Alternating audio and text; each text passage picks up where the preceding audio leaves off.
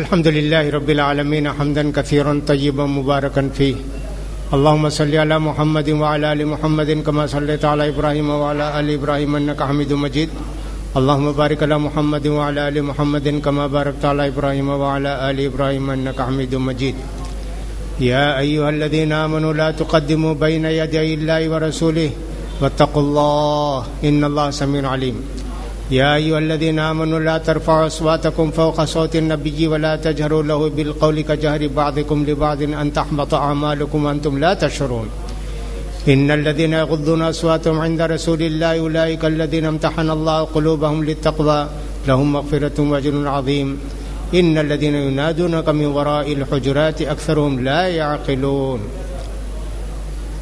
ولو أنهم صبروا حتى تخرج إليهم لكان خيرا لهم والله غفور رحيم.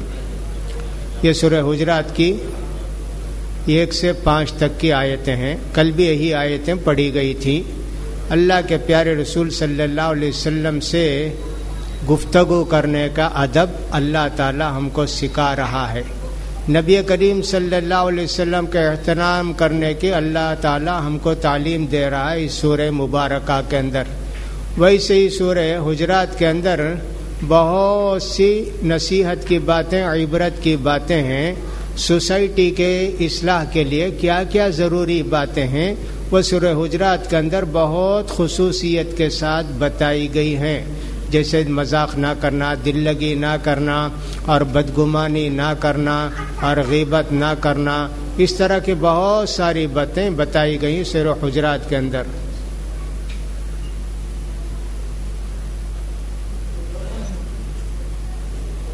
تو لہذا انسان کو چاہیے کہ سب اس سورہ مبارکہ کو پڑھے، سمجھے اور اس پر عمل کرنے کی کوشش کرے. فرمایا اللہ رب العزت نے، مسلمانوں اللہ اور اللہ کے رسول سے آگے بڑھ کر نہ بولو. اللہ اور اللہ کے رسول کے فیصلے کے آگے سر جھکا دو، اس سے آگے بڑھنے کی کوشش نہ کرو. کسی بھی کام کے اندر اللہ اور اللہ کے رسول جو حکم دیں اس کا انتظار کرو. اپنی رائے سے، اپنے خیال سے، اپنی قیاس سے کوئی کام نہ کر لو. یہ ساری باتیں کل آپ کو بتائی گئی تھیں. فرمایا اللہ تعالیٰ نے، مسلمانوں اللہ کے رسول سے بات کرو دھیمی آواز سے، آہستہ بولو. نبی کی آواز پر اپنی آواز بلند نہ کرو. لا ترفعوا اصواتکم فوق صوت النبی، نبی کے سامنے آوازیں پست رکھو اور ان کو زور سے بھی نہ بولو. جیسا کہ یہ ایک دوسرے کو زور سے پکارتے ہیں، زور سے بلاتے ہیں، ایسا نہ کرو ورنہ تو تمہارے عمل اکارت ہو جائیں گے اور تم کو معلوم بھی نہیں ہوگا. 2 واقعات بیان کیے جاتے ہیں. ایک واقعہ تو یہ ہے کہ حضرت ابو بکر صدیق اور حضرت عمر فاروق مجلس میں تھے. اللہ کے پیارے رسول صلی اللہ علیہ وسلم بھی وہاں تھے. بنو فزارہ قبیلہ ایک آیا تھا. اب وہ قبیلہ آ کے اسلام قبول کیا تو ایک آدمی کو قبیلے کا سردار بنانا تھا. حضرت ابو بکر صدیق رضی اللہ تعالیٰ عنہ اللہ کے رسول کے پوچھنے پر ایک مشورہ دیا کہ فلاں کو آپ قبیلے کا سردار بنا دیجئے. حضرت عمر فاروق نے بتایا اللہ کے پیارے رسول ان کو نہیں، اقرا بن حابس کو آپ سردار بنا دیں گے تو زیادہ اچھا ہوگا. حضرت ابو بکر صدیق نے کہا تم ہمیشہ میرے خلاف کرتے، میں جو بھی بولتا اس کے خلاف تم کرتے. حضرت ابو بکر صدیق حضرت عمر فاروق نے کہا ایسے نہیں ہے، میں نہیں بولتا ہوں، وہ کچھ بولے یہ کچھ بولے. حضرت عمر کی آواز ذرا زیادہ ہو گئی، بلند ہو گئی. تو اس پر اللہ تعالیٰ نے آیت نازل کی، خبردار اللہ کے پیارے رسول صلی اللہ علیہ وسلم کے سامنے جھگڑا نہیں کرنا، زور سے نہیں بولنا، آواز کو پست رکھنا. جھگڑا ہو کچھ بھی ہو، اللہ کے رسول کا ادب سب سے اونچا، سب سے اوپر. حضرت عمر ابن خطاب رضی اللہ تعالیٰ عنہ اس کے بعد اتنا آہستہ بولتے اللہ کے پیارے رسول سے کہ اللہ کے پیارے رسول صلی اللہ علیہ وسلم پوچھتے بھی کیا بولے، اور ایک بار بولو نا، ذرا زور سے بولو نا. دیکھیے صحابہ کرام کس قدر عمل کرتے تھے، کس قدر اللہ کی بات کو مان لیتے تھے، کس قدر اپنے سر کو جھکا دیتے تھے۔ آج ہمارے اندر کتنی باتیں ہم اللہ اور اللہ کے رسول کی سنتے ہیں، عمل کرنے کا شوق نہیں ہے، عمل کرنے کا جذبہ نہیں ہے۔ عجیب بات ہے۔ یہ ایک واقعہ تو یہ بیان کیا گیا۔ اس آیت کے اترنے کے بعد ایک صحابی تھے، وہ خطیب تھے، بولنے والے، تقریر کرنے والے تھے، اور جو لوگ تقریر کرتے ہیں عام طور پر ان کی آواز ذرا بلند ہوتی ہے۔ اللہ کے پیارے رسول صلی اللہ علیہ وسلم بھی جمعے کا خطبہ دیتے تھے تو جب زور سے بولنے کی ضرورت پڑتی تھی تو زور سے بولتے تھے، آواز سے بولتے تھے۔ ویسے ایک آدمی تھے ثابت ابن قیس، ان کی آواز بلند تھی، فطری طور پر بلند تھی، وہ زور سے بولتے نہیں تھے بلکہ بولتے ہی تھے تو ان کی آواز زور سے نکلتی تھی۔ تو یہ آیت جب نازل ہوئی کہ تمہارے عمل اکارت، اللہ کے رسول کے سامنے زور سے بولو گے تو تمہارے عمل سب اکارت، گھر میں جا کے بیٹھ کے رونے لگے۔ پیارے رسول صلی اللہ علیہ وسلم نے دیکھا کہ نظر نہیں آتے ہیں، پوچھا بھی ثابت ابن قیس کہاں ہے؟ ایک صحابی نے کہا اللہ کے رسول گھر میں ہے، میں جا کر دریافت کر کے حال آتا ہوں۔ گئے، دیکھا سر جھکائے بیٹھے رو رہے۔ بھئی کیا بات ہے؟ اللہ کے پیارے رسول صلی اللہ علیہ وسلم نے تو آج آپ کو دریافت کیا، کہا کہ گیا میرا پورا عمل بیکار ہو گیا، میں اللہ کے رسول صلی اللہ علیہ وسلم کے سامنے بلند آواز سے زور سے بولتا تھا، میرے پورے عمل برباد ہو گئے۔ کہا نہیں، میں جا کے اللہ کے رسول صلی اللہ علیہ وسلم سے بتاتا ہوں۔ انہوں نے آ کے اللہ کے رسول صلی اللہ علیہ وسلم کو بتایا، ہیں گھر میں۔ یہ آیت نازل ہونے کی وجہ سے وہ پریشان ہیں اور رو رہے ہیں۔ کہا نہیں، جاؤ بلاؤ ان کو اور بتا دو کہ تم عمل تمہارے بیکار نہیں ہوئے، تم جنتی ہو۔ جا کے انہوں نے خوشخبری سنائی، ثابت سنو، تمہارے عمل بیکار نہیں ہوئے، اکارت نہیں گئے، تم کو اللہ کے رسول نے جنت کی خوشخبری دی ہے۔ اللہ اکبر۔ صحابہ کہتے ہیں ایک زندہ جنتی کو ہم دیکھتے تھے، مدینے میں چلتے پھرتے آتے جاتے۔ تو لہٰذا یہ حدیث، یہ آیت ایک مبارکہ نازل ہوئی۔ اللہ کے پیارے رسول صلی اللہ علیہ وسلم کے زمانے میں تو ایسے ہی تھا کہ صاحب اللہ کے پیارے رسول کی آواز سے بلند آواز نہ ہو۔ اب جب آدمی حدیث پڑھتا ہے کلاس میں بیٹھ کے استاذ کے سامنے، اس کو بھی چاہیے کہ جب حدیث سناتے ہیں، مدرس پڑھتے ہیں، طالب علم ادب سے پوچھے، احترام سے پوچھے۔ ایسا نہیں ہے کہ صاحب بلند آواز سے پوچھے۔ حدیث پڑھانے والے، پڑھنے والوں کو بھی چاہیے ان ادب کا احتیاط، ان ادب کا لحاظ کریں، کوئی بھی ہو۔ قرآن مجید میں بہت ساری آیتیں، یہ ظالم ہے، ان کو سخت عذاب ہے، فلاں ہے، ایسے ہے، ایسے بہت ساری جگہوں میں ہے، لیکن ان کے عمل برباد ہو جائیں گے، بیکار ہو جائیں گے، ان کے عمل اکارت ہو جائیں گے۔ قرآن مجید میں ایک جگہ ہے کہ اللہ کے رسول کی بے ادبی کیے تو تمہارے عمل بیکار ہو جائیں گے، اللہ کے رسول صلی اللہ علیہ وسلم کا ادب نہیں کرو گے تو تمہارے عمل بیکار ہو جائیں گے۔ تو اس طرح فرمایا۔ حدیث میں بھی اللہ کے پیارے رسول صلی اللہ علیہ وسلم نے فرمایا کہ ایک بنو اسرائیل میں ایک نیک آدمی تھا، ایک پاپی تھا، شرابی تھا، کچھ بھی تھا۔ یہ آدمی جو نیک آدمی تھا روز شرابی کو نصیحت کرتا، بھی اللہ سے ڈر، شراب نہ پی، غلط کام نہ کر، عبادت کر، فلاں کر۔ کہتا اچھا اچھا اچھا، کرتا کچھ نہیں تھا، روز اچھا اچھا کرتا۔ کتنے دن بولتا؟ ایک دن تو اس کو غصہ آیا کہ بھئی میں اتنے دن سے اس کو دعوت دے رہا ہوں، بلا رہا ہوں نیکی کو کرنے کے لیے، برائی کو چھوڑنے کے لیے، مگر یہ کیسا آدمی ہے، بات نہیں مانتا ہے۔ کہہ دیا کہ واللہ لا یغفرک اللہ، اللہ کی قسم جی اللہ تم کو معاف نہیں کرے گا، میں اتنے دن سے بلاتا ہوں اور تم آتے نہیں ہو۔ اللہ تعالیٰ کی طرف سے فوراً فرشتے نے بتایا قد احبطت عملک غفرت لہ ذنبہ، میں نے اس کے گناہ کو معاف کر دیا، لیکن تو جو میری صفت ہے معاف کرنے کی وہ اپنے ہاتھ میں لے لیا۔ معاف کرنا میرا کام ہے، سزا دینا میرا کام ہے، تو کیسے اس کو بول دیا کہ صاحب تیرے گناہ معاف نہیں ہوں گے تو جہنم کو جائے؟ کیسے بولا؟ تیرے عمل برباد ہو گئے۔ دیکھیے حدیث میں بھی بربادی کی، یہاں بھی بربادی کی بات آئی، ان تحبط اعمالکم، تمہارا عمل بیکار ہو جائیں گے، اکارت ہو جائیں گے، کتنے سال سے نماز پڑھا ہوگا، کتنے سال سے سب کیا ہوگا، لیکن اس کے سب عمل بیکار ہو جائیں گے۔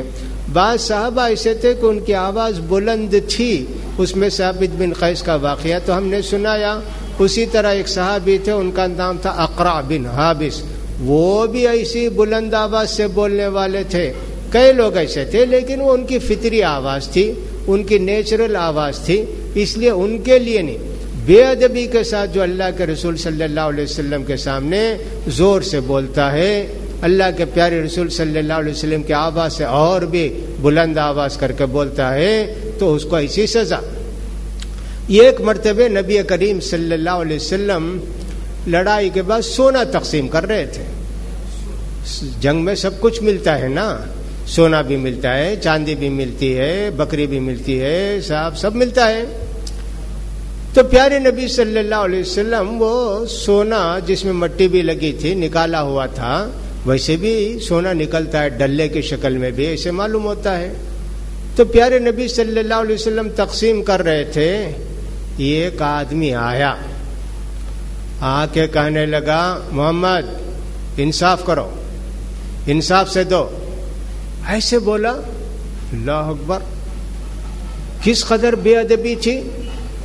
پیارے نبی نے اس کو دیکھ کر اے ظالم، اللہ نے مجھے دنیا کے سارے لوگوں کے لیے انصاف کرنے والا امانت دار بنا کے بھیجا ہے، اور تو مجھ سے ایسے کہتا ہے، بے ادبی اتنی بڑی۔ صحابہ کرام کو تو بڑا غصہ آیا، پیارے نبی سے اجازت چاہیے کہ اللہ کے رسول آپ اجازت دیجیے ہم اس کی گردن اڑا دیں۔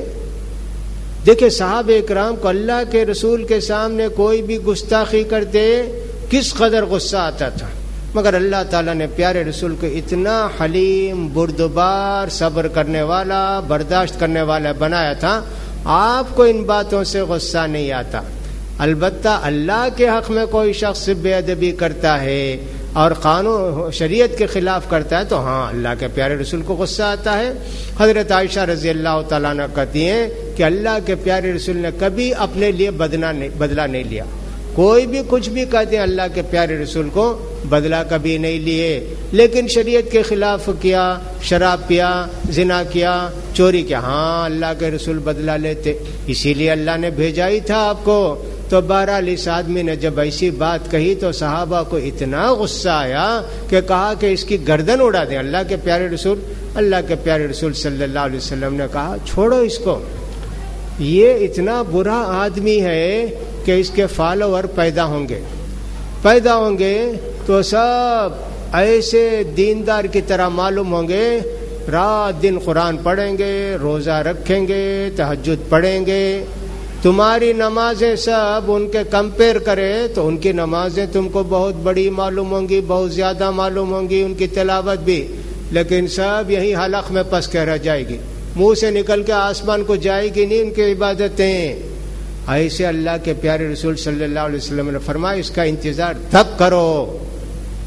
اس کا ہاتھ اتفاق سے کٹا بھی ہوا تھا، ایک ہاتھ کٹا ہوا تھا، صرف یہاں تھوڑا سا ایسا باقی رہ گیا تھا۔ واقعی یہ آدمی ایسا ہی خبیث نکلا۔ اللہ کے پیارے رسول صلی اللہ علیہ وسلم کے ساتھ جو لوگ گستاخی کرتے ہیں ان کی سزا ایسی ہی ہوتی ہے، دل ان کے سیاہ ہو جاتے ہیں، دل ان کے کالے ہو جاتے ہیں اور گناہ کے ٹپکے پڑ جاتے ہیں۔ یہ ان کے فالوور پیدا ہوئے۔ اللہ کے رسول کیوں قتل نہیں کیے اسی وقت؟ اللہ کے پیارے رسول صلی اللہ علیہ وسلم اسی وقت اس کو قتل کرتے ایک فتنہ ہوتا، اس کے ماننے والے کچھ تھے تو فتنہ ہوتا، اس لیے اللہ کے پیارے رسول نے چھوڑا کہ اس کے قتل کا وقت اللہ نے مقرر کیا ہے۔ لڑائی ہوئی حضرت علی اور حضرت معاویہ کے درمیان۔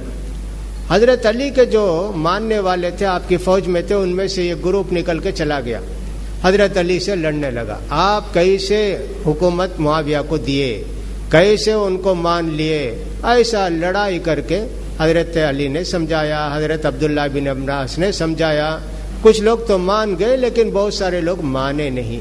اب حضرت علی سے ان کی باقاعدہ لڑائی، ان کو کہتے ہیں خوارج.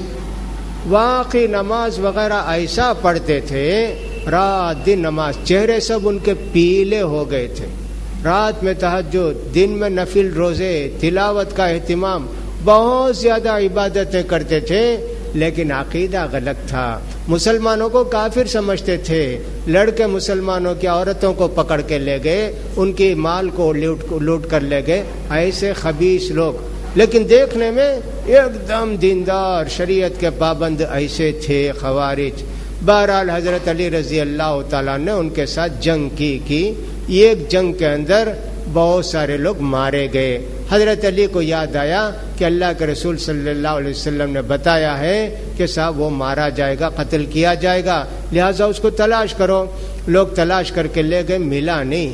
آخر میں حضرت علی خود میدان جنگ گئے، کہا یہ لاش ہٹاؤ، یہ لاش ہٹاؤ، یہ لاش ہٹاؤ. مل گیا وہ آدمی جس کو قتل ہونا تھا اور جہنم کو جانا تھا. یہ کس کی سزا تھی؟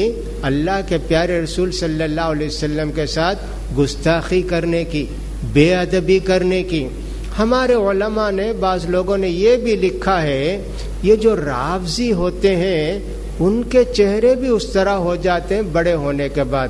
اللہ کے پیارے رسول کے ساتھ گستاخی کرتے ہیں، اللہ کے پیارے رسول صلی اللہ علیہ وسلم کی رسالت کو تسلیم نہیں کرتے ہیں، اور کہتے ہیں کہ اللہ تعالیٰ نے تو حضرت جبریل کو بھیجا علی کو نبی بناؤ. حضرت جبریل علیہ السلام علی کو تلاش کرے، نہیں ملے، محمد صلی اللہ علیہ وسلم ملے تو ان کو نبی بنا دیے. اب اتنی بڑی گستاخی. اس لیے کہتے ہیں ان کے چہرے بھی دیندار لوگ پہچان لیتے ہیں، یہ رافضی ہے، یہ اللہ کے رسول کا گستاخ ہے. ان کے چہرے بھی ویسی ہوتے ہیں. جو بھی اللہ کے پیارے رسول صلی اللہ علیہ وسلم کے ساتھ گستاخی کرتا ہے، اللہ تعالیٰ اس کو دنیا میں سزا دے سکتا ہے، مسلمان ہو کافر ہو. اب جو کچھ ڈنمارک کے ہوا، ادھر ہوا ادھر ہوا، کہ ان لوگوں نے اللہ کے پیارے رسول صلی اللہ علیہ وسلم کے ایسے سب کارٹون بنائے، کیا بنائے. اب اس کے اندر اللہ نے جو مصلحت سمجھی وہ کیا، اللہ تعالیٰ جو چاہے گا کرے گا. لوگوں نے یہ بھی لکھا کہ جس نے سب بنایا وہ اپنے ہی کمرے میں جل کر مرا، فلاں کیا. اللہ کو معلوم، بہتر معلوم ہے، اللہ بہتر جانتا ہے. یہ سب کب ہوتا ہے؟ اللہ کی سزا کب آتی ہے؟ جب کہ مسلمان اتنے اسٹرانگ ہو، مسلمانوں کے اندر وہ دینی بیداری ہو، مسلمانوں کے اندر وہ دینی ایمانی طاقت ہو، تو اللہ تعالیٰ ان کو اپنی یہ سب باتیں بتاتا ہے اپنی قدرت کی. لیکن مسلمان خود ایسے ہوں کہ صاحب وہ بھی اللہ کے رسول صلی اللہ علیہ وسلم کی باتوں کو نہیں مانتے ہیں، آپ کے سنت کی خلاف ورزی کرتے ہیں، کبھی کبھی رسول صلی اللہ علیہ وسلم کا مذاق اڑاتے ہیں، تو پھر ایسے لوگ کیسے اللہ تعالیٰ ان کو ہمارے لیے کیسے عبرت بنائے گا؟ ہم اگر ویسے دیندار ہوں گے تو یقیناً اللہ تعالیٰ یہ سب اسی دنیا میں بتائے گا. پیارے رسول صلی اللہ علیہ وسلم کے کتنے معجزے تھے، کتنے معجزے اللہ کے پیارے رسول صلی اللہ علیہ وسلم نے صحابہ کو بتائے، اس لیے کہ ایمان ان کا مضبوط تھا. جو بھی اللہ کے پیارے رسول صلی اللہ علیہ وسلم کی سنت کا مذاق اڑائے گا، آپ کے خلاف کچھ بھی بولے گا، اللہ تعالیٰ اس کو معاف نہیں کرے گا. اللہ کے حق میں بھی کوئی گستاخی کر دیا تو ہمارے استاد تو کہتے تھے اللہ اس کو معاف کر سکتا ہے، اس لیے کہ اللہ تعالیٰ نے ویسے نہیں کہا. لیکن رسول کے ساتھ جو گستاخی کرتا ہے اللہ اس کو معاف نہیں کرے گا، اللہ تعالیٰ اس کو سزا دے گا، اور اللہ تعالیٰ اسی دنیا کے اندر اس کو عبرتناک سزا دے گا. عمل تو اس کے بیکار ہو گئے. جو آدمی کا اللہ کے رسول صلی اللہ علیہ وسلم کے ساتھ گستاخی کیا، بے ادبی کیا، تو صاحب اس کا تو چلا گیا ایمان، اس کا تو چلا گیا پورا عمل. میں نے آپ کو بتایا تھا چند دن پہلے کہ بنو امیہ کا ایک آدمی اللہ کے پیارے رسول صلی اللہ علیہ وسلم کو کدو پسند تھا، کدو کھاتے تھے. آپ کدو کے اندر جانتے ہیں کوئی مزہ وزا تو ہوتا نہیں، وہ سیدھی سادی ترکاری ہے، لیکن گوشت میں ڈال کر پکانے سے گوشت کے جو نقصان ہیں پورے دور ہو جاتے ہیں. گوشت کے اندر فائدہ بھی ہے، نقصان بھی ہے. گوشت جو ہے ہوا پیدا کرتا ہے، ریاح پیدا کرتا ہے، اور دیر سے ہضم ہوتا ہے، اور سب یہ سب ہوتا ہے. لیکن کدو ڈالنے کی وجہ سے اس کے ساری چیزیں دور ہو کر صرف فائدہ ہی فائدہ رہتا ہے. اللہ کے پیارے رسول کو بہت پسند تھا کدو. تو ایک آدمی نے کہا، وہ بادشاہ کے رشتہ دار نے، کدو کوئی ترکاری ہے کیا جی؟ اللہ کے رسول کو پتہ نہیں کیوں پسند تھی. خلیفے کو معلوم ہوا تو کہا نہیں، اس کو تو قتل کرنا پڑے گا. اللہ کے پیارے رسول صلی اللہ علیہ وسلم کو جو چیز پسند تھی اس کا اس نے مذاق اڑایا، اس کو تو قتل کرنا پڑے گا۔ دیکھیے غیرت ایسی تھی، پیارے نبی صلی اللہ علیہ وسلم کے خلاف کچھ کر دے، کچھ کہہ دے تو تڑپ جاتا تھا ایک مسلمان۔ ایک زمانہ ویسا تھا، لیکن اب کچھ بھی کر لے آدمی، کچھ اس کے دل کے اندر جو نہیں رینگتا۔ بعد میں علماء نے اس بادشاہ کو سمجھایا، خلیفے کو سمجھایا کہ صاحب ان کی سزا دوسری ہو سکتی، قتل نہیں ہو سکتی، لہذا اللہ کے پیارے رسول صلی اللہ علیہ وسلم کے ساتھ گستاخی کرنا، بے ادبی کرنا، اب تو اس زمانے کے اندر تو اللہ کے رسول صلی اللہ علیہ وسلم کی ذات کے ساتھ تھا، اب تو حدیثوں کے ساتھ مذاق کرنا، دل لگی کرنا، یہ سب جائز نہیں ہے۔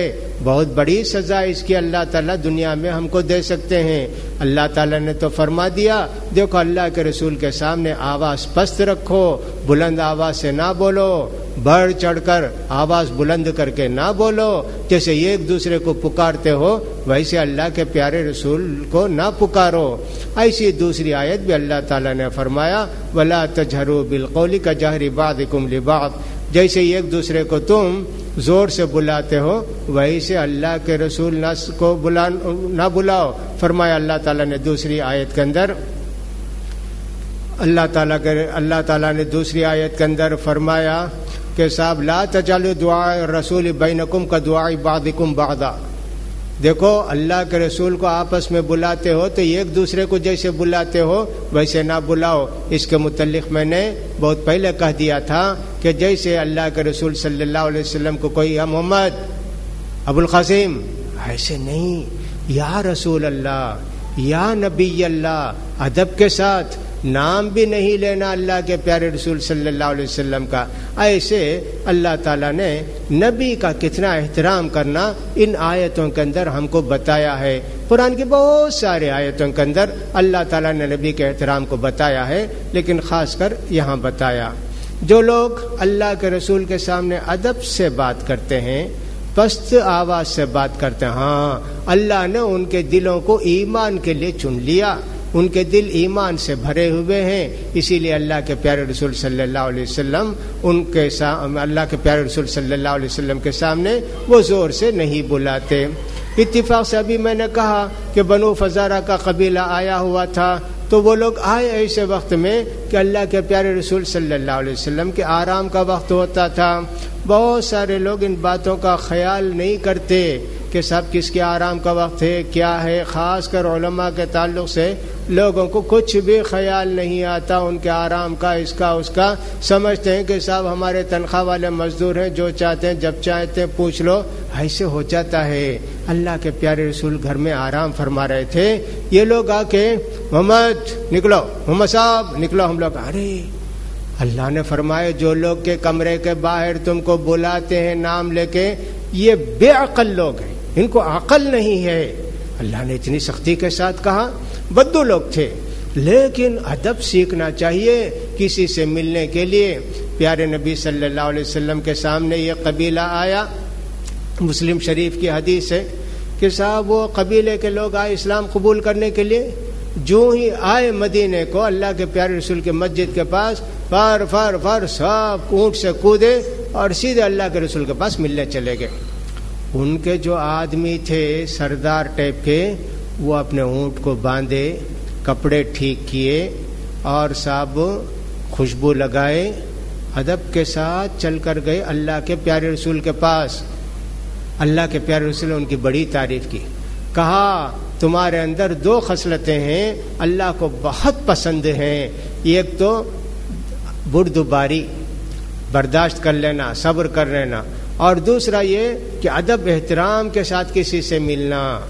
اسی لیے ہمارے بہت سارے علماء نے آج بھی یہ لکھا ہے کہ پیارے نبی صلی اللہ علیہ وسلم کی قبر شریف کے پاس جائیں تو آدمی کو چاہیے کہ اپنے کپڑے ٹھیک رکھے، خوشبو لگا کر جائے، ادب کے ساتھ چل کر جائے، وہاں جا کر پیارے نبی پر درود پڑھے، وہاں جا کر السلام علیکم یا رسول اللہ نہیں کہے گا، ادب کے ساتھ۔ اس لیے ہم نے جتنا دیکھا نا، وہاں رہتے وقت کسی کی آواز بلند نہیں ہوتی ہے، آہستہ بولتے ہیں، اللہ کے پیارے رسول کو آہستہ سلام بھیجتے ہیں، حضرت ابو بکر عمر کو سلام بھیجتے ہیں، ادب کے ساتھ کھڑے ہو کے اللہ کے پیارے رسول صلی اللہ علیہ وسلم قبر شریف کے پاس آج بھی آپ کا وہ ادب ہے، وہاں قبر کے پاس بھی کھڑے ہو کر زور سے نہیں بولنا، وہاں کھڑے ہو کر زور سے سلام نہیں کرنا، آپ کی زندگی میں احترام، آپ کی زندگی کے بعد آپ کی قبر شریف کا بھی احترام، آپ کی حدیثوں کا بھی احترام، یہ مسلمانوں کے لیے ضروری ہے۔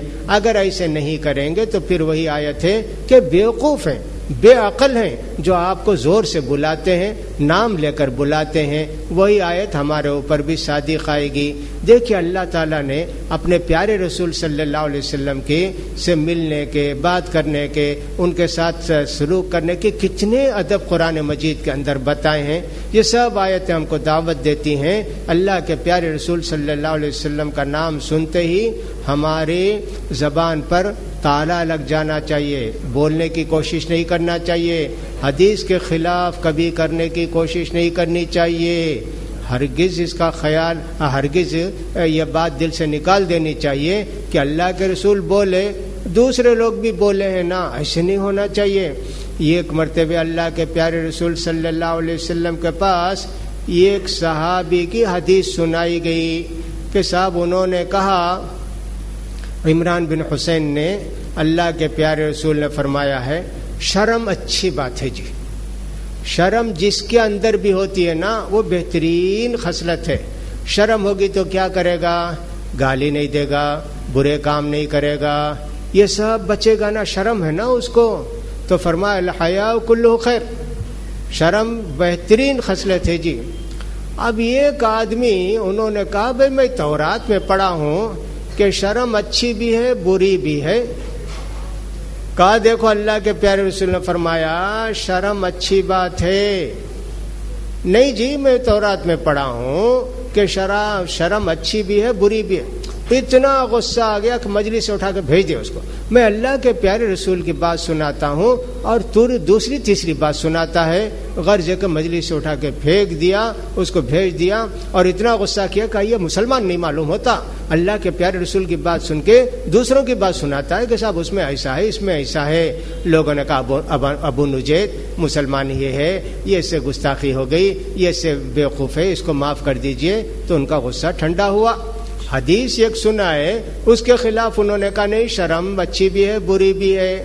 یقیناً شرم اچھی بھی ہے بری بھی ہے، اس میں کوئی شک نہیں، لیکن اللہ کے پیارے رسول نے شرم کا جو بڑا کیریکٹر ہے وہ بتایا کہ جس کے اندر بھی شرم ہوتی ہے وہ برے کام نہیں کرتا ہے، برائی سے دور رہتا ہے۔ لوگ اگر اس کو چور کہیں گے تو سب وہ پریشان ہوگا، اس طرح کی بات ہوتی نا، اس لیے آپ نے کہا۔ اب دوسری شرم بری کون سی ہوتی ہے؟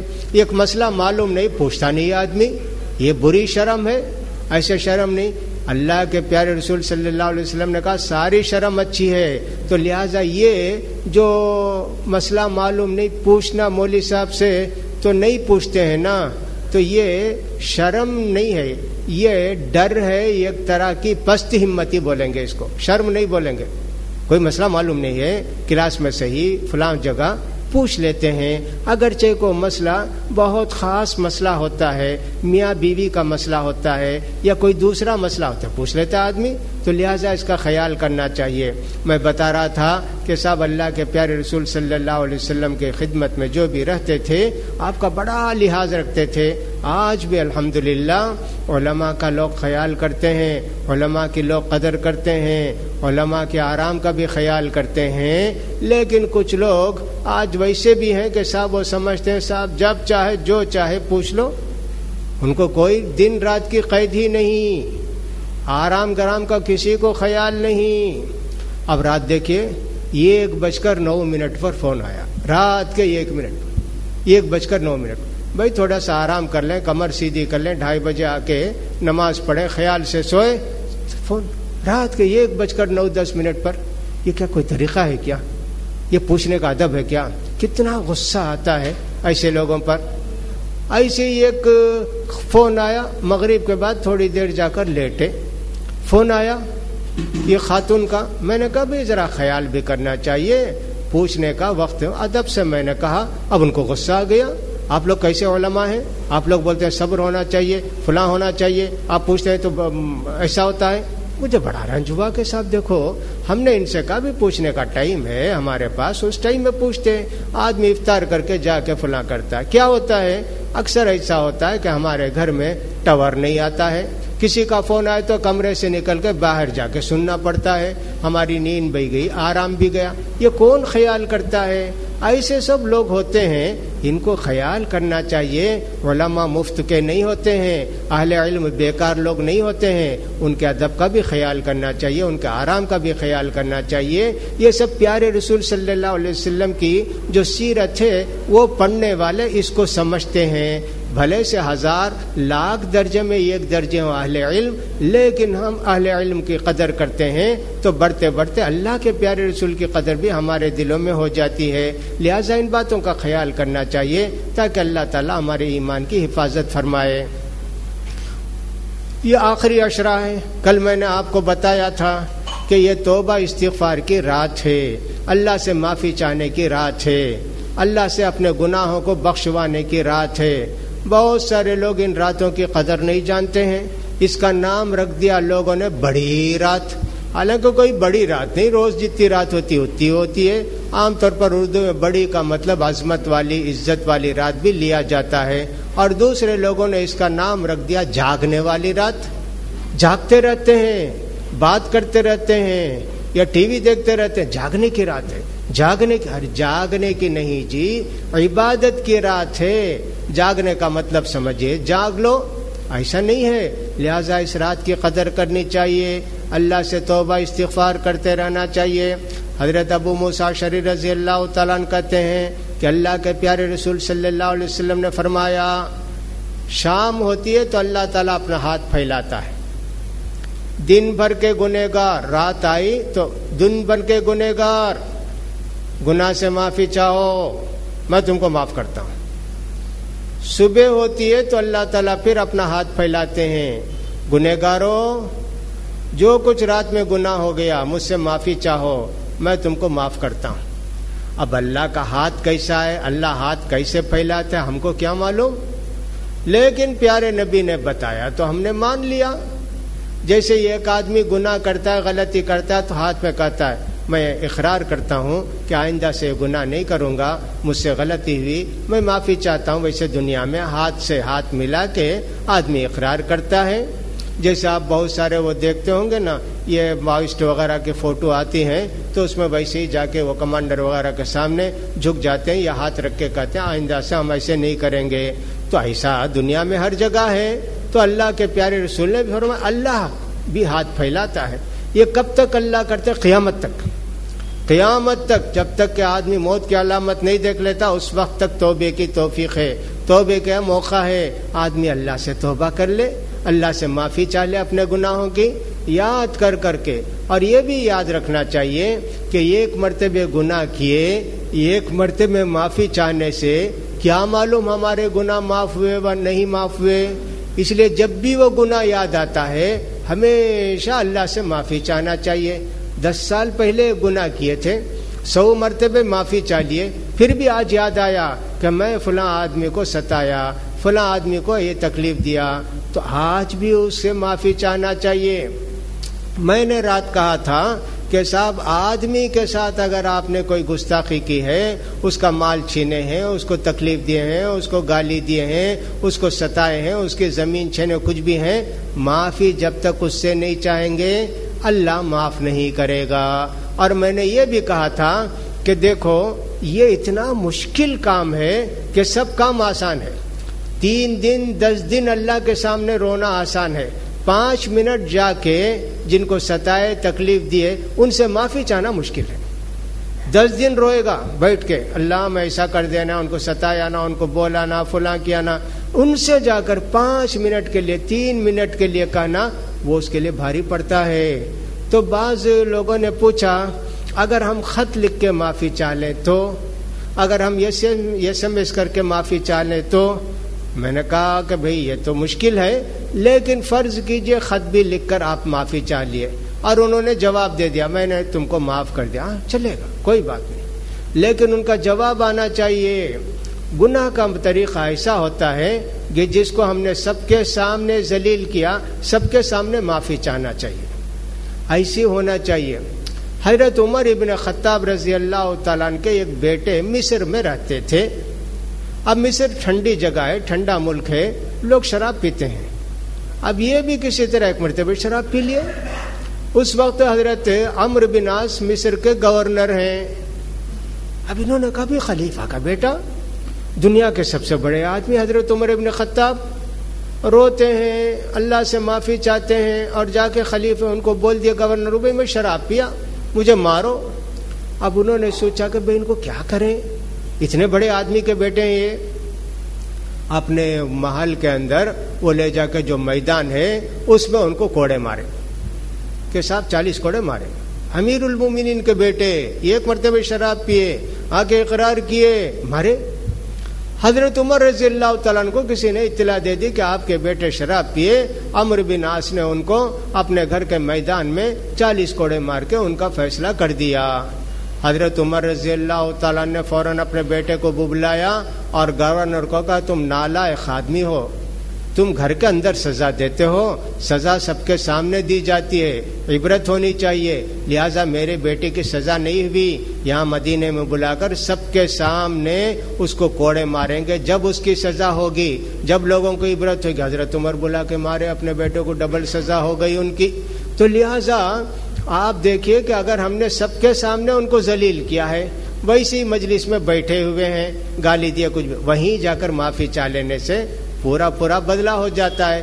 پھر بھی جس آدمی کے دل میں کشادگی ہے، محبت ہے اور اللہ کا ڈر ہے، وہ آدمی اگر خط کے ذریعے معاف کر دیتا ہے، یہ SMS کے ذریعے معاف کر دیتا ہے، فون کے ذریعے بھی معاف کر دیتا ہے، الحمدللہ کوئی حرج کی بات نہیں ہے۔ لیکن جن کو بھی ستائے ہوں ان کو پہلے راضی کرنا ضروری ہے، جب چل کر اللہ راضی ہوتا ہے۔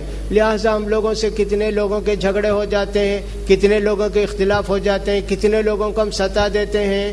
یہاں تک لکھا امام نووی رحمۃ اللہ علیہ نے، اگر کسی کی برائی کیا ہے، صاحب وہ آدمی خراب ہے، یہ ہے، جا کر بولنا بھائی میں تمہارے متعلق ایسی بات بولا بھائی تم معاف کر دے، کہتا ایسے، حالانکہ کچھ بھی نہیں، ایک آدمی سے بولا ارے صاحب وہ بیکار آدمی ہے، وہ نماز نہیں پڑھتا ہے، میرے پاس قرض لیا واپس ہی نہیں کیا اب تک، برابر وہ نماز بھی نہیں پڑھتا، آپ کا قرض بھی واپس نہیں کیا، لیکن بلا وجہ آپ نے اس کی توہین کر دی۔ ہاں اگر وہ قرض دینا چاہتا ہے تو اس وقت آپ ان کو سمجھا سکتے ہیں بھائی مت قرض دیجئے، شاید وہ واپس نہیں کریں گے، وہ بھی اتنا ہی حساب کرنا چاہیے۔ لہٰذا صحابہ اکرام کو کتنا ڈر تھا کہ اللہ تعالی ہم کو قیامت میں بدلہ لے گا، قیامت کے اندر ہمارا حساب کتاب ہوگا۔ ایک صحابی اپنی ایک وہ باندی لونڈی بچی تھی، اس کو بکری چرانے کے لیے رکھے، جا بکری چرا، وہ بکری چراتے تھے۔ اب بچی تو کھیلے گی، ظاہر بات ہے 10-12 سال کی بچی رہے گی تو بکریاں چر رہی ہیں، وہ کھیل رہی ہے۔ انہوں نے ایک دن وہ گھر کے پاس سے دیکھا کہ صاحب ایک بھیڑیا آیا اور بکری کو ایک اٹھا کے لے گیا اور وہ بچی کھیل رہی تھی۔ شام میں آئی بھائی وہ بکریاں گن کر دیکھے تو کم ہے، انہوں نے دیکھ لیا وہ بکری، بچی سے پوچھا، کہا کہ صاحب میں کیا کروں، اٹھا کے لے گئے مجھے معلوم نہیں، مارے ایک تھپڑ اس بچی کو، ایک بکری کے بدلے ایک تھپڑ مارے۔ اب ان کو ڈر ہو گیا کہ بھی اللہ قیامت میں پوچھے گا کہ بچی کو مارے کیوں، وہ بچی غلام کو مارو، کچھ بھی کرو، یہاں تک کہ غلام کو اگر قتل بھی کر دیے تو اس کا بدلہ نہیں ہے، قیامت میں اللہ بدلہ لے گا، دنیا میں بدلہ نہیں۔ لیکن اس بچی کو جو تھپڑ مار دیے، اتنا ڈرے کہ اللہ قیامت میں حساب لے گا تو میں کیا جواب دوں گا۔ فوراً کے اللہ کے پیارے رسول صلی اللہ علیہ وسلم کے پاس، کہا اللہ کے پیارے رسول میں بھی انسان ہوں، مجھے بھی غصہ آتا ہے، اس طرح وہ بکری اٹھا کے لے گئی تو میں بچی کو تھپڑ مار دیا، اللہ کے رسول آپ کچھ بتائیے نا میں کیا کروں اللہ کے رسول۔ اللہ کے پیارے رسول نے فرمایا اچھا ایسا کیے کیا تم، کہاں ہے وہ بچی، بلا کے لے آؤ۔ بلا کے لے آئے اس بچی سے، اللہ کے پیارے رسول صلی اللہ علیہ وسلم نے فرمایا بیٹی اللہ کہاں ہے، پر ایسا بتایا بچی نے، کہا ہاں جی یہ تو عقیدہ اس کا ٹھیک ہے، آزاد کر دو، آزاد کر دیے۔ اب وہ بچی 5,000 کی ہوگی، 10,000 کی ہوگی، 20,000 کی ہوگی، لیکن اللہ کے لیے انہوں نے اس کو فوراً آزاد کر دیا. ایسے صحابہ کرام کا ڈر تھا. حضرت عثمان رضی اللہ تعالیٰ عنہ کا واقعہ پہلے بھی میں نے سنایا. ان کے غلام نے کوئی غلطی کی, غصہ آیا حضرت عثمان کو, ذرا جلدی جلدی غصہ آتا تھا حضرت عثمان کو, جیسے حضرت ابو بکر کو بھی ویسے جلدی غصہ آ جاتا تھا. بلا کے اس کے غلام کے کان کو مروڑے زور سے. خیال ہوا کہ بھی اللہ تعالیٰ قیامت میں پوچھے گا کہ تمہارے غلام نے غلطی کی ہے تو کان کیوں مروڑے, سمجھانا چاہیے تھا, بتانا چاہیے تھا. بہت پریشان ہوئے. اب غلام کو بلا کے کہا آؤ جی میرے پاس ایک بات. نزدیک آیا, ڈرتے ڈرتے بیچارہ, سمجھاؤ گے کہ اور ایک بار کان مروڑیں گے. کہا میرا کان پکڑو. اب وہ گھبرا رہا ہے کہ صاحب مالک کا کان میں کیسے پکڑوں, ان کا کان کیسے پکڑوں. کہا نہیں جی پکڑو. گھگائے کرے سب کچھ کیے, اس نے کان پڑا. کہا ایٹو مروڑو ایٹو اور اس کا چھوڑ دیا. وہ اس کے بعد کہا کہ صاحب کیوں چھوڑ دیے. نہیں آپ کیوں. بولے کان ایٹنے کے واسطے, مروڑنے کے واسطے. نہیں جی میں تم کو جو ہے ایک سزا کے بدلے کان مروڑا نا. اللہ قیامت کے دن اگر پوچھے گا کیوں کان ایٹے تو میں کیا جواب دوں. غلام نے کہا دیکھیے جو اچھے لوگوں کے پاس رہتے ہیں وہ اچھے بھی ہو جاتے ہیں. غلام نے کہا اگر اللہ مجھ سے یہ پوچھے عثمان تو آہستہ تمہارا کان مروڑے تھے, تم زور سے کیوں مرے, میں کیا جواب دینا, اس لیے میں چھوڑ دیا. دیکھیے کیسے لوگ تھے, چھوٹی کچھ غلطی ہوئی تو تڑپ جاتے تھے. ایک صحابی کہیں جا رہے تھے, کوئی بکری چرا رہی تھی بچی, جا کے اس کو بوسا ووسا دے دیا. حالانکہ وہ بچی کوئی دوسری بچی تھی, ان کے رشتہ دار تو نہیں تھی, لیکن ان کو اتنا ڈر ہوا کہ اللہ تعالیٰ قیامت میں میرے ساتھ کیا سلوک کرے گا. یہ تو کوئی بچی تھی, میں نے اس کو بوسا دے دیا. اللہ کے پیارے رسول صلی اللہ علیہ وسلم کے پاس دوڑ دوڑ کے آئے. اللہ کے رسول میں ایک بچی کو بوسا دے دیا, بکری چرائی رہی تھی, میں دوسرا کوئی کام نہیں کیا. اللہ کے رسول مجھے سزا کیا دینا ہے, سب کے سامنے دے دیجئے, مسجد میں مجھے ماریے, جو چاہے کیجئے. اللہ کے پیارے رسول صلی اللہ علیہ وسلم نے کہا اچھا تم ایسا کام کیے. اللہ کا ڈر دیکھے کتنا رہتا ہے دلوں کے اندر. ٹھیک, اب اللہ کے پیارے رسول صلی اللہ علیہ وسلم کچھ بھی نہیں بولے اس کو. اچھا تم ایسا کیے. اب نماز پڑھ کے اللہ کے پیارے رسول صلی اللہ علیہ وسلم گھر جانے لگے تو صحابی کا اللہ کے رسول مجھے سزا دے دیجئے نا, لوگوں کو بتا دیجئے میں یہ گناہ کیا, مجھے مار دیجئے نا. کہا اچھا وضو کرے. ہاں اللہ کے رسول وضو کیا. ہمارے پیچھے نماز پڑھے. ہاں اللہ کے رسول میں نے نماز بھی پڑھی. جاؤ اللہ نے تم کو معاف کر دیا. ان کو تسلی ہوئی. یہ تو معمولی باتیں, جس عورت سے زنا کا گناہ ہوا اس نے لا کے اللہ کے رسول کی خدمت میں پیش کیا, جان دے دی. جس آدمی سے گناہ سرزد ہوا زنا کا, اس نے آ کے اپنا گناہ پیش کیا اللہ کے رسول صلی اللہ علیہ وسلم کے سامنے, جان دے دیا. یہ کیا ہے؟ گناہوں کا ڈر. اتنا کتنے بڑے گناہ ہم لوگ کر دیتے ہیں, کچھ بھی نہیں, اور گناہ کو کمال سمجھتے ہیں. صاحب کوئی بھی آدمی ارے میں ٹھگا کے یہ اس کو پاس یہ کر دیا, میں اس کو فلاں کر کے ٹھگا دیا, فلاں کر دیا, یہ سب فخر سمجھنے لگے لوگ گناہ کو. ایسا زمانہ بھی آ گیا میرے بھائی. لہذا اللہ رب العزت کا ڈر ہمارے دلوں میں جب پیدا ہو جائے گا تو انشاءاللہ ہمارے دلوں کی اصلاح ہو جائے گی. نبیوں کو دیکھیں, یہ لوگ تو صحابہ کرام تھے. صحابہ کرام سے افضل تو انبیاء کرام ہوتے ہیں. اللہ رب العزت نے آدم علیہ السلام کو جنت میں رکھ کے ساری سہولتیں دی. سب ان کے لیے سہولت, کھانے کی, پینے کی, سونے کی, رہنے کی, ہر سہولت دی. صرف ایک چیز سے منع کیا کہ اس کو مت کھاؤ. کھا گئے, اللہ نے اسی وقت سزا دی. ان کا کپڑا اتر گیا, ننگے ہو گئے, شرم کے مارے جنت کے پتے توڑ توڑ کے اپنے بدن کو چھپانے لگے. اس کے بعد اللہ نے ان کو جنت سے نکال بھی دیا کہ جاؤ تمہاری سزا یہی ہے. کتنے سال روئے ہوں گے آدم علیہ السلام, حوا علیہ السلام, پتہ نہیں. لوگوں نے عربی میں قصیدہ بھی لکھا ہے کہ آدم علیہ السلام یہ پڑھ پڑھ کے روتے تھے. وہ کون سی زبان تھی اللہ کو معلوم, لیکن عربی میں اس کا قصیدہ بھی لوگوں نے بنایا. روتے تھے روتے تھے روتے تھے. اللہ تعالیٰ نے ان کے گناہ کو معاف کیا. ربنا ظلمنا انفسنا وان لم تغفر لنا وترحمنا لنکونن من الخاسرین، اللہ ہم نے آپ نے اب پر ظلم کیا ہے، اگر تو معاف نہیں کرے گا، رحم نہیں کرے گا، اللہ تعالیٰ ہم ظالم ہوں گے، اور ظالموں کی جو سزا ہے وہ ہے ہی۔ تو اس طرح انہوں نے دعا کی تو اللہ نے ان کے گناہ کو معاف کیا۔ تو دیکھیے اتنے پہلے انسان، اتنے بڑے انسان، ان سے یہ گناہ ہوا۔ ہم کتنے حرام کام کرتے ہیں، کتنے ناجائز کام کرتے ہیں، کہاں توبہ کرتے ہیں، کہاں استغفار کرتے ہیں۔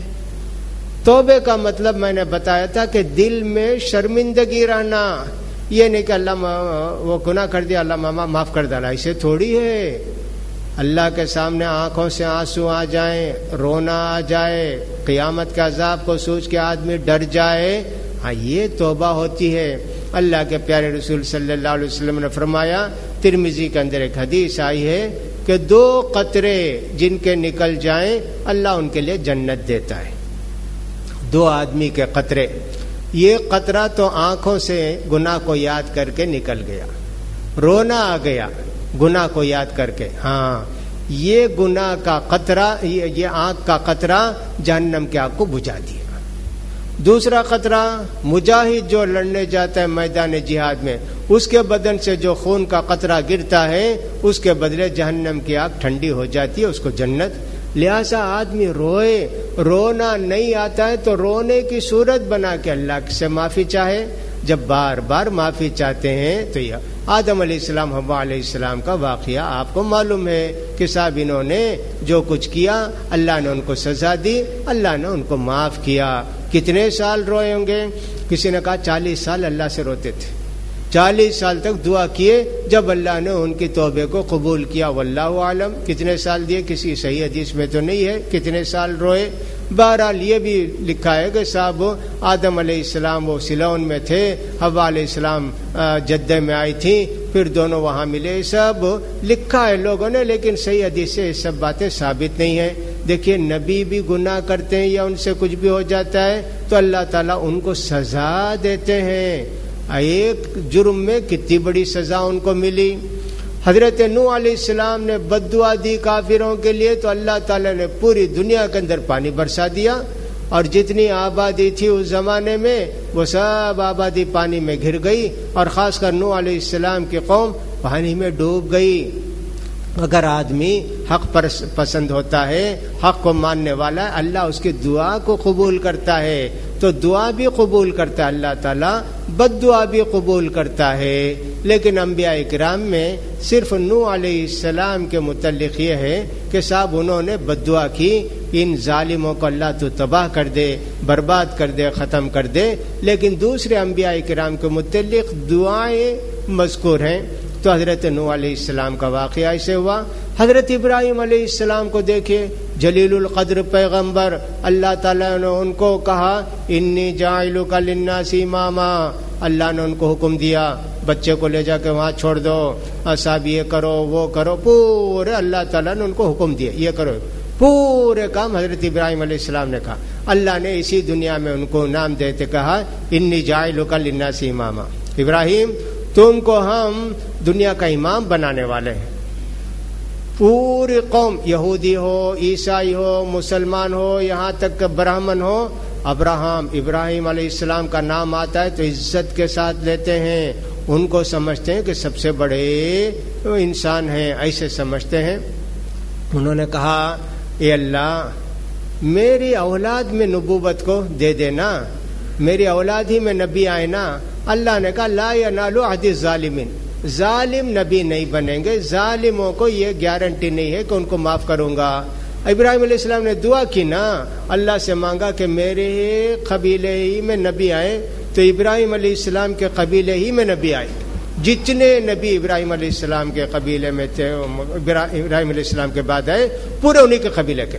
اللہ دعا قبول کرتا ہے، انبیاء کرام کی دعا قبول کرتا ہے، میری دعا قبول کرتا ہے، آپ کی دعا قبول کرتا ہے، لیکن دعا قبول کرنے کے لیے جو شرطیں ہم نے کل بتائی تھیں وہ ہیں، اور پیارے نبی نے بہت خاص انداز میں فرمایا آدمی کی دعا قبول ہونے کے لیے سب سے اہم بنیادی شرط یہ ہے اس کی روزی حلال کی رہنا۔ حرام روزی کھا کے کتنی دعا کر لے اللہ اس کی دعا کو قبول نہیں کرتا۔ پیارے نبی نے فرمایا جیسے کوئی آدمی جہاد میں نکلا ہے، کسی بڑے دینی کام میں نکلا ہے، دعویٰ کے لیے نکلا ہے، جہاد میں نکلا، کچھ بھی ہے، اللہ سے اتنی محبت ہے، اللہ کے حکم کا اتنا خیال ہے، کپڑے میلے ہیں خیال نہیں، بال سب الجھے ہوئے ہیں اس کا خیال نہیں، کچھ نہیں، بس اللہ اللہ، بس اللہ کو یاد کرتے رہتا ہے، پھر کھڑے ہو کر دعا کرتا ہے یا رب اللہ مجھے یہ دے، مجھے یہ کر، میرے یہ گناہ معاف کر دے، فلاں کر دے، تو اللہ تعالیٰ کے رسول صلی اللہ علیہ وسلم فرماتے ہیں اس کا کھانا حرام کا، اس کا جوڑا کپڑا حرام کا، اس کی غذا حرام کی، ایسے آدمی کی دعا اللہ کیسے قبول کرے گا؟ نیک کام میں نکلا ہے، نیک میں نکلنے والے کی دعا اللہ قبول فرماتا ہے، مسافر ہے، مسافر کی دعا اللہ قبول فرماتا ہے، ہاتھ اٹھا کر دعا کرتا ہے، ہاتھ اٹھا کر دعا کرنے سے اللہ دعا قبول فرماتا ہے، اور صاحب رو رو کر دعا کرتا ہے، اللہ رونے والے کی دعا کو قبول، سب چیزیں کنڈیشن پورے ہیں دعا قبول کرنے کی، لیکن حرام روزی سے اس کا بدن پلا ہے تو اس کی وجہ سے پوری اس کی چیزیں ریجیکٹ ہو گئی۔ دیکھیے کتنی سب اچھائیاں اس کے اندر ہے، لیکن حرام روزی کھایا ہے نا، اس کی وجہ سے نہیں۔ حرام روزی کا مطلب میرے بھائیو اچھی طرح سمجھ لو، حرام روزی کا مطلب یہ ہے کہ دھندا غلط کرنا، دھوکے کا کرنا، ڈیوٹی برابر نہ کرنا، زکوٰۃ کے مستحق نہیں ہے زکوٰۃ لینا، یہ سب حرام روزی میں آتا ہے۔ لہذا آدمی کو چاہیے کہ ان ساری باتوں کا خیال کرے کہ صاحب تاکہ اپنے بدن کا خون صاف رہے گا، عبادت کا شوق ہوگا، دل میں توبہ کی توفیق ہوگی۔ باقی انبیاء کرام کے جو قصے قرآن مجید کے اندر توبہ استغفار کے ہیں ان کو بھی بیان کرنے کی کوشش کریں گے۔ اللہ رب العزت سے دعا ہے کہ اللہ تعالیٰ اس ماہ مبارک کی ساری عبادتیں جو ہم نے کی ان کو بھی قبول فرمائے، اور آئندہ زیادہ سے زیادہ عبادت کرنے کے اللہ تعالیٰ ہم سب کو توفیق نصیب فرمائے، اور شب قدر پانے کے ہم سب کو توفیق نصیب فرمائے۔ یہ رمضان کی جو عبادتیں ہم کرتے ہیں یہ بہت بڑی عبادتیں ہیں، ان کو ہم جتنے باقی رہ گئے دن زیادہ محنت کر کے کر لیں گے تو اللہ کے ہم لوگ مقبول ہو جائیں گے۔ اللہ تعالی ہماری پریشانیوں کو دور کرے، ہماری تکلیفوں کو دور کرے، مصیبتوں کو دور کر کے ضرورت مندوں کی ضرورت کو پورا کرے، بیماروں کو شفا دے، جو لا اولاد ہیں اللہ تعالیٰ ان کو اولاد نصیب فرمائے، اور جو لوگ دین پر قائم ہیں اللہ تعالیٰ ان کو اور بھی زیادہ توفیق دے، اور جو لوگ اللہ کے راستے میں خرچ کرتے ہیں اس ماہ مبارک کے اندر اللہ تعالیٰ ان کے صدقات کو، خیرات کو، ان کی زکوٰۃ کو قبول فرمائے، اور ان کے کاروبار میں، ان کی کمائی میں، ان کے گھر میں، ان کے اولاد میں اللہ تعالیٰ برکت نصیب فرمائے، جب تک رکھے مسلمان بنا کے رکھے، اور جب ہمارا آخری وقت ہے ایمان پر خاتمہ فرما دے۔ وآخر دعوانا الحمد للہ رب العالمین۔ سبحانک اللہم و بحمدک اشہد ان لا الہ الا انت استغفرک و اتوب الیک۔